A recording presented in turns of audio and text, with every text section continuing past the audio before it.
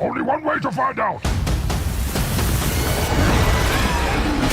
Our favorite, and possibly the only success Sony has seen in exploring characters from Spider-Man's world, is back again. Now, we're not talking about Kraven the Hunter, even though that movie seems to be getting delayed quite a lot now. There's something ominous about it. We finally have another Venom film, and the trailer has ensured that it will be packed with all the fun that we expect from these films. With some new additions and crazy references to past events, we are back at exploring the adventures of the odd couple duo of Venom and Eddie Brock. But just like the previous films, this one will feature various new characters and more symbiotes. Even though it's not confirmed, we witnessed some fresh symbiotes in the trailer and even an attack from Venom's planet. Let's look at all the possible symbiotes we were able to catch in the Venom The Last Dance trailer. Before we go into our explanation, we have a very small request. If you like our content, please support us by subscribing to our channel. This is a small click for you, but for us, it means a lot. Thank you. Let's begin. Eyes, lungs. Venom. The last time we saw Venom was when he was taken to the Marvel Cinematic Universe from the Sonyverse, and Eddie Brock and Venom had quite the adventure. Later, in Spider-Man No Way Home, the duo found a bartender who introduced them to the concept of Hulk and some of the other Avengers, specifically Spider-Man. Venom was quite interested in Spider-Man, but things turned exciting when the other characters who had reached the MCU were being sent back to their universes. Eddie and Venom also get sent back to their universe, but a bit of Venom was left out in this universe. Now, in the upcoming Venom The Last Dance, we can't help but wonder what intriguing roles the new characters, including Toxin, unnamed symbiotes, Scream, a literal horse Venom, Grendel, or Xenophage, will play in the thrilling plot. Could they be allies or foes? The anticipation is palpable. The trailer for Venom The Last Dance has taken things to a whole new level, and we have witnessed some crazy stuff while also discovering some of the fantastic things that will happen in the movie. The trailer has literal shots that talk about what we mentioned just now, which does not make sense. But we have been used to Sony manipulating the audiences with their trailers, so we're used to some crazy moments never actually making it into the final film when it comes out. Here's to looking at you, Madam Web and Morbius. Before the trailer for the film was released, many theories popped up about what we might witness in the movie and what Sony's intentions might be regarding our beloved friendly neighborhood superhero. The trailer starts with Eddie back in Mexico, where we see him wearing the same clothes as last time at the end of Let There Be Carnage. But then he goes against the gang of people who fans wondered to be the Lobo Cartel, based on a post that Tom Hardy made on his Instagram. But then he manages to kill them quite quickly, with Venom also satisfying his cravings for brains. We see the banter between Venom and Eddie when the duo tries to pull off the final line of the first Venom film. This moment from the trailer comes off somewhat like Hulk and Banner's internal battle in Avengers Infinity War. Now, we are hit with a slow rendition of Bowie's Space Odyssey, or what is also known as Ground Control to Major Tom. At the time, a montage of scenes indicates that Juno Temple and Chiwetel Ejiofor's characters are looking for Venom. Right here, we witness a crazy scene as Ejiofor's character comes up and take the little Venom he had left out in the MCU from the post-credits scene of No Way Home. Yes, Sony just dropped that without any explanation. Well, who knows if they will ever explain it after all. Then, Ejiofor's character sends his forces to hunt down Venom as the duo become fugitives on the run. However, we see another beloved character return from the Venom films, as Mrs. Chen greets him when he arrives in Vegas. Fans might remember that we last saw her in Across the Spider-Verse, and she has made quite an impact on the Sonyverse as well. Venom and Mrs. Chen are seen doing a dance duet. Is this the last dance? We hope Sony wasn't planning a literal dance, because that would not make sense. Anyway, we do get to witness Stephen Graham's Detective Mulligan, who was last seen to have been affected by an offspring of Carnage inside a holding cell. We will talk more about what role he might play in this franchise entry later, but right after Graham, we cut to a shot of Rhys Ifans. Yes, the actor who played Dr. Curtis Connors in The Amazing Spider-Man and later appeared in No Way Home. What are you trying to tell us, Sony? What is happening? Has someone hurt you? Are you just reacting? Is this the end of the entire Spider-Man universe? And will you hand it all over to Kevin Feige now?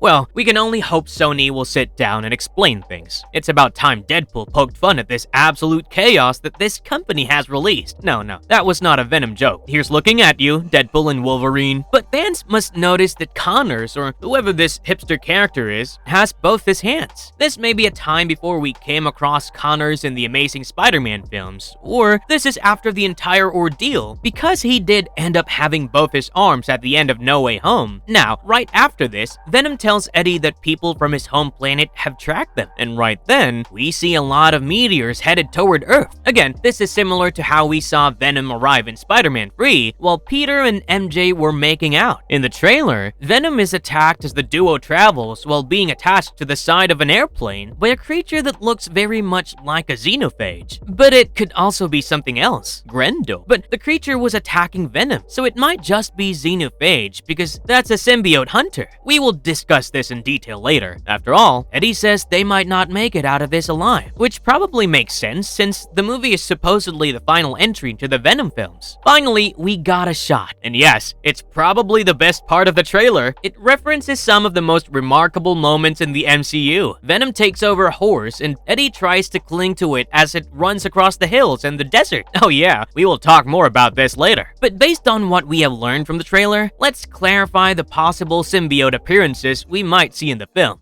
Toxin. Let's immediately get into a possible symbiote that will make an appearance in the film because we saw him in the previous Venom film. Stephen Graham's character makes a consequential appearance in the movie, and he's last seen bonding with a symbiote known as Toxin. Putting Toxin in the film indicates that we might get to see the anti-hero perspective of the character being explored because he's a nice guy and sometimes a villain. Yes, that's very similar to Venom, but Toxin can be pretty ruthless if the situation calls for it. Putting him in The Last Dance indicates that there's a chance we will see him go against Venom, or maybe they will team up and go against the people from their planet who are attacking Earth. After all, we see him advising Juno Temple and Chiwetel Ejiofor's characters about the danger that Venom poses. In the comics, Toxin bonds with Eddie because of Mulligan's untimely death, but this bonding is to fight Venom himself. Does that mean we will see Venom die and Toxin take over to fight the enemies? Toxin is quite the enemy when it comes to being pitted against Venom. Unnamed symbiotes. Now, Toxin isn't the only symbiote who makes an appearance in the film because at one point we see a lot of symbiotes being held captive by Chiwetel Ejiofor's character and Juno Temple's scientist. The scientist suggests that the government wants to keep the presence of these symbiotes a secret, and we see that making sense. But who are these symbiotes? None of these look like the ones from the first Venom film by the Life Foundation, but those were all destroyed, right? Maybe these symbiotes are here to attack Venom, and they got captured right after they arrive. Later, we also see Chiwetel Ejiofor's character capturing the symbiote bit that Venom left in the MCU. That's a whole new can of worms that we can discuss later once we can clear up the other characters in the film. Scream. One of the symbiotes in the film appears to be yellow, and there's a possibility that it's none other than Scream. If you have played Marvel's Spider-Man 2 game, you might have a better idea of Scream. There have been many rumors regarding her character appearing in the film, and it will act as a better replacement for Anne's character as Eddie's romantic interest, since she managed to get a guy for herself. This entry might allow us to see Eddie and Venom bond with someone who might interest both of them. Scream's powers make her an excellent entry in the franchise, and she can use her hair like a whip, something she used to beat Spidey up in the game. One of the narratives from the comic books saw her and other symbiotes manage to get away from the Life Foundation and go on the hunt for Eddie. This may be her chance to do that, but who will she take host in the movie? Juno Temple joins the film's cast, and although the character's name is unclear, the trailer subtitles indicate she is Dr. Payne. Maybe she sympathizes with Scream and ends up bonding with the symbiote. Horse Venom. Yes, finally, we come to one of the most incredible moments from the trailer that ensures that this film delivers on the Venom arc's fun aspect. Fans of Marvel might remember that one of the most stunning scenes we saw in the movies was when Ghost Rider was riding a bike, and a senior Ghost Rider was riding alongside him on a horse. The film was pretty okay, but it did deliver with that one scene. Venom isn't very far from all this, as the 2018 film showed us Eddie riding a somewhat modded bike, and Venom took on the control controls. But this time around, we will see Venom bond with a horse and take Eddie on a crazy journey as it leaps across hills and goes super fast in its journey. Even though a lot of explanation needs to be done regarding this scene, we don't know that Venom could bond with the other living things apart from humans. But then, it's fun enough if they just show this and leave the explanation aside. The Venom movies deliver the absolute mayhem they can pull off with the various characters they bring in with each new film.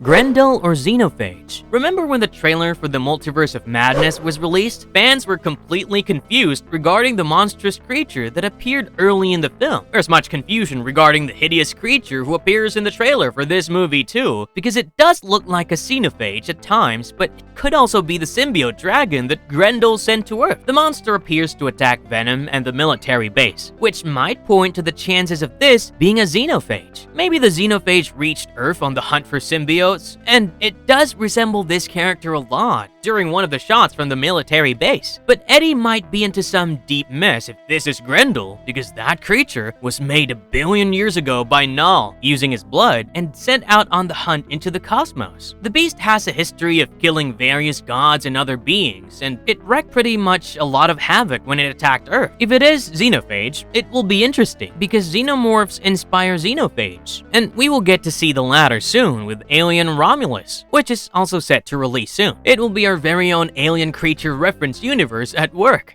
Symbiotes of Null from Clintar. The Last Dance might mark the end of Venom films and complete the trilogy, and this also means that it has to explain many things about Venom that have been hinted at. One of those significant details is associated with the character of Null, and fans have been waiting for Null to appear in the franchise for quite a while now. Null was the creator of the symbiote, and he was pretty brutal in conquering gods and planets. Null uses his symbiote dragons to kill his enemy, and there's a chance that one of those dragons will be the monster we see in the trailer. But then, Null had to look into Earth when one of his dragons was killed by Thor. Even though Thor's appearance might seem like a desperate bid for the MCU, it won't be surprising if Venom defeats the dragon. After all, the symbiotes seem to be after Venom, and it would make perfect sense if Null arrives and looks into the entire ordeal. I mean, even if it's a post-credits scene, that would be enough for the fans to expect Sony to deal with a world of Venom going ahead. But then it all depends on what Sony plans to do with this franchise, because many unexplained things do not make sense in this trailer, even though Sony's run at the Spider-Man villain films is going wrong, and another movie is set to release with continuous delays. We should be glad we're getting another Venom film.